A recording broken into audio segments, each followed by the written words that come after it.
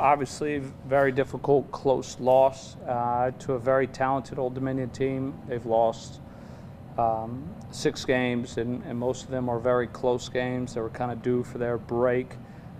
They've got incredibly talented guards and big guys. I thought they did a really good job, especially in the first half, in controlling the paint and keeping us off the glass and creating some turnovers. I thought the turnovers in the first half and our overall offensive rebounding percentage really hurt us. And obviously we did a good job in the second half cutting down the turnovers to 5 and finding ways to score.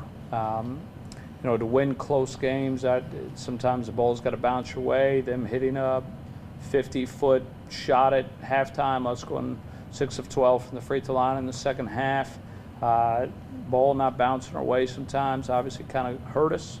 But I thought the effort and mentality of our guys was exactly what we want, and we'll be in position to win a lot of games down the stretch if we play with that physical effort and winning mentality.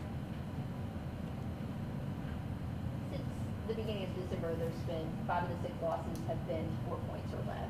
Is there, a common thread in these close setbacks?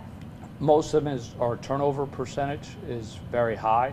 Some of that is obviously JMU. Our turnover percentage wasn't as high, but we shot the ball very poorly from the free throw line. We're one of the best free throw shooting teams in the country, and so when you check those, turnover percentage is huge, free throw percentage is big. Obviously, we didn't shoot it amazing. We shot it better in the second half from the three-point line. And then rim finishing percentage.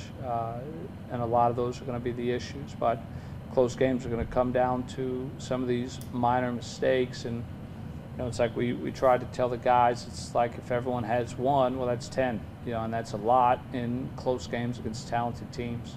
But I believe, and it's the same thing I told the guys, we're very close to being a very good team, right? Because all those 4-point losses are essentially coin flips in games decided by 5 points or less. The average winning percentage of most coaches is 50%, right? So how do we tilt the percentage our way? Well, we cut down the turnovers, make some free throws, make a couple better decisions, and you win those games. And as we finish off in the last 9 games, we got an opportunity to do that. So far, we've played the number 1 strength of schedule in our conference, and so we got to do a good job mentally bouncing back because the physical effort was very good. Coach, where do you feel like this team's at defensively? Depends on the night. Troy at home, Georgia Southern, we're a top 2 or 3 defensive team in the league. Tonight we finished with a 1.0, which would be top 4 or 5 defensively. At Georgia State and at Troy, we're one of the worst defensive teams in the league. So it depends on the night, and that's something that we've always spoke about. Is consistency is an Achilles. Like a bad shooter can have a good shooting night. What makes him a bad shooter is that he consistently has bad shooting nights. A good shooter can have a bad shooting night. What makes him a good shooter is he consistently has good shooting nights. We've got to drive consistency with attention to detail on the things that impact winning. Christian, what have you just learned just this stretch, like Coach mentioning? I mean, you guys have been through a lot of close games. Some obviously haven't gone your way, but what have you just learned during the stretch? I learned that we're resilient. I felt like in all of those games, we didn't really give up. I just felt like some of the possessions didn't go our way. A couple of things didn't go our way, but I felt like we kept that resilience in all those games. Jalen, just for you, another double-double. Where have you just tried to focus on just the rebounding side of things? I've been trying to just stay consistent no matter what. Come in each game with the same mentality, try to do whatever it takes to help my team win. Coach, the travel from the last couple of days, is that a factor at all? I guess you didn't get back into town on yesterday.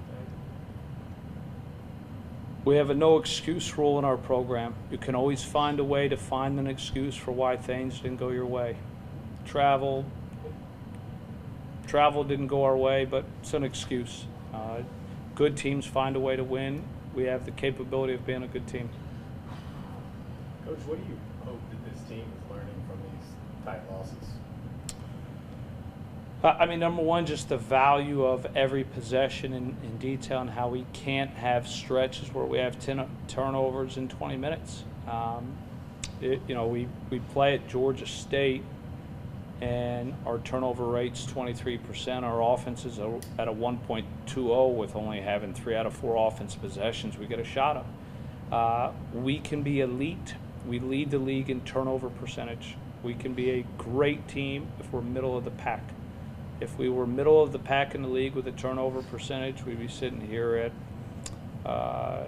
8-3 or 9-2 instead of 5-5, or 8-2 instead of 5-5 in the league. And so, hopefully it's that they understand we're right there.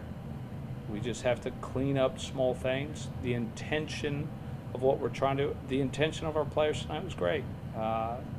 We just have to make better decisions. It seemed like the zone defense really helped in the second half. It seemed like you switched to that. Went from 10 down to tie game fairly quick. It did. Our guys did a really good job of marking where Davis was in the zone and limiting his catches. I thought later we let the nail catches where they caught it in the middle of the zone kind of impact us, but we had a lot of great things within our zone and within our man at times. Once again, like I said, we held them to a 1.0, which is, it's enough to, a 1.0 defensively is enough to win games. A .97 offensively is, not enough to win games.